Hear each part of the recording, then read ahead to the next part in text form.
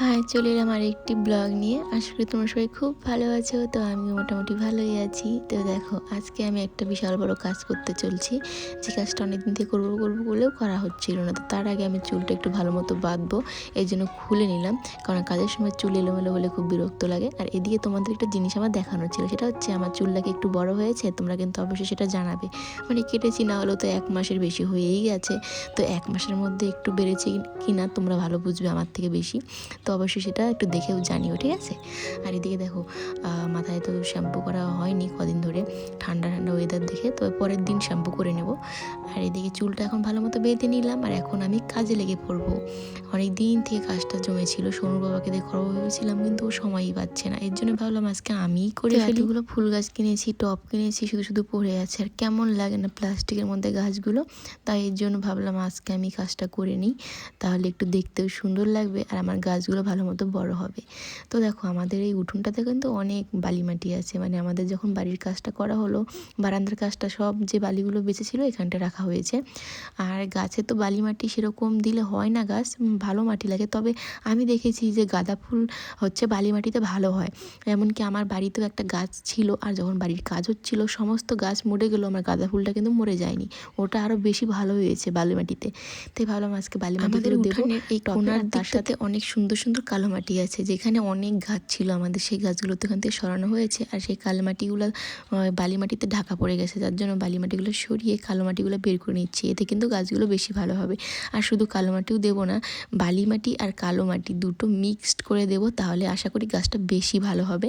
আর যে গাছগুলো কিনেছি সেই গাছগুলো গোড়ার দিকে যে মাটিটা আছে, সেই মাটিটা তো ভালোই মাটি, তো সেগুলোকে মিলিয়ে মিলিয়ে দেবো, এটাই আমি নিজে নিজে ভেবেছি আর কি।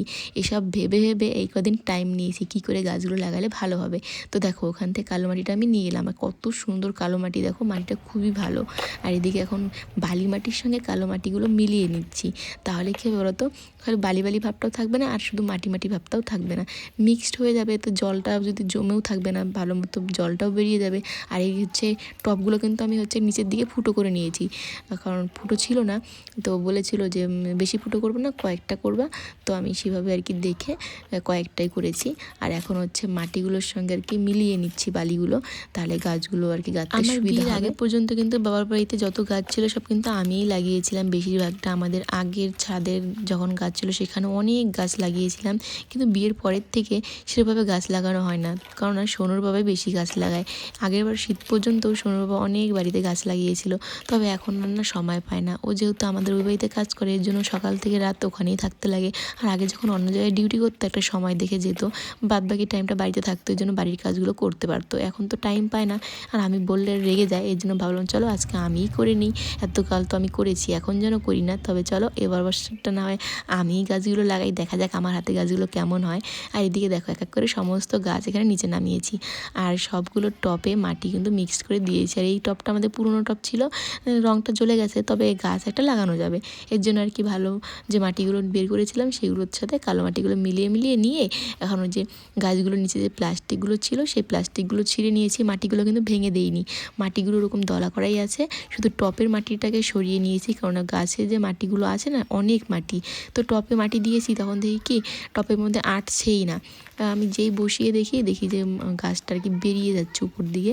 তারপরে হচ্ছে কী করি, নিচের যে মাটিটা ছিল টপের মধ্যে সেই মাটিটা অন্য টপে ঢেলে দিই। দেখো, যেই গাছটা আমি হচ্ছে ওখানে রাখবো ভাবি, দেখি যে মাটিগুলো সব বেরিয়ে যাচ্ছে, মানে হচ্ছেই না। তারপরে ভাবলাম না, এই মাটিগুলো দিতে হবে না নিচে, মাটিগুলো সব আর কি নামিয়ে নিচ্ছি। তাহলে কি হবে, ওই গাছের যে মাটিটা আছে সেটা টপের মধ্যে ভালো মতো দেওয়ার পরে বাদবাকি এক্সট্রা মাটিটা উপরে দিলে তাহলে বালি মাটিগুলো থাকলেও কোনো ব্যাপার হবে না। এর জন্য কিন্তু আমি এভাবে দেখো গাছটা লাগিয়ে নিচ্ছি। আমাদের এই বাড়িতে এখন যে গাছগুলো আছে তা বেশিরভাগটাই কিন্তু সোনুর বাবার হাতের গাছ, আমি এখন গাছ লাগাই না বললেই চলে। তো এবছর লাগাচ্ছি, দেখা যাক কি হয়। যদি ভালো হয় তাহলে বুঝবো না আমার হাতেও গাছ হচ্ছে, আর যদি না হয় তাহলে আর কোনো দিনই লাগাবো না, ওকে দিয়েই লাগাবো। তবে আমাদের এই বাড়িতে কিন্তু ঘরের পেছনে কয়েকটা আম গাছ হয়েছে, সেই গাছগুলো কিন্তু আমিই লাগিয়েছি, গাছগুলো হয়েওছে, কিন্তু ফুল গাছ এখন আর লাগাই না। তো এবার দেখা যাক এবছর কি হয়, তাহলে বোঝা যাবে যে আমার হাতে গাছ হয় কি না হয়।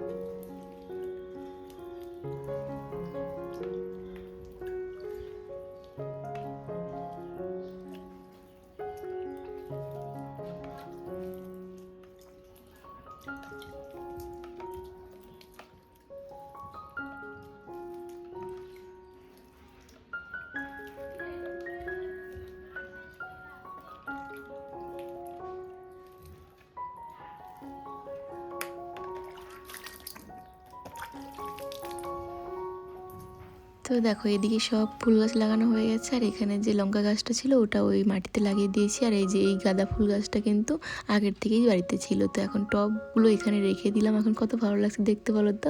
আর প্লাস্টিক কেমন একটা লাগতো দেখতে, আর এখন টবের মধ্যে সুন্দর লাগছে। তবে ওই যে পুরোনো টবটা কেমন কেমন লাগছে, তবে বেশ ভালো লাগছে আমার কাছে। টবে আছে, গাছগুলো সুন্দরভাবে বাড়তে পারবে। আর তোমাদের কেমন লাগলো অবশ্যই কমেন্ট করে জানাবে। আর তোমরা কে কীরকম ফুল গাছ বা গাছ লাগাতে ভালোবাসো। আমার বেশ ভালোই লাগলো, কিন্তু এবার অনেক বছর পর লাগালাম নিজের হাতে, কি সুন্দর লাগছিল দেখতে সত্যি। আর এত সুন্দর আমাদের এখানে রৌদ্র পায় গাছগুলো, যার জন্য বেশি ভালো থাকবে আর কি আশা করি। তো এখন রৌদ্রের জন্য ঠিকমতো ভিডিওটা করতে পারছিলাম না। তো তোমাদের আজকে ব্লগটা কেমন লাগলো অবশ্যই কমেন্ট করে জানিও। ভালো লাগলে লাইক করে দিও, নতুন চ্যানেলটি সাবস্ক্রাইব করে পাশে রেখে দেখা হবে নতুন নতুন ব্লগে। সবাই ভালো থেকে সুস্থ থেকো। চলো আজকের মতো টাটা, বাই।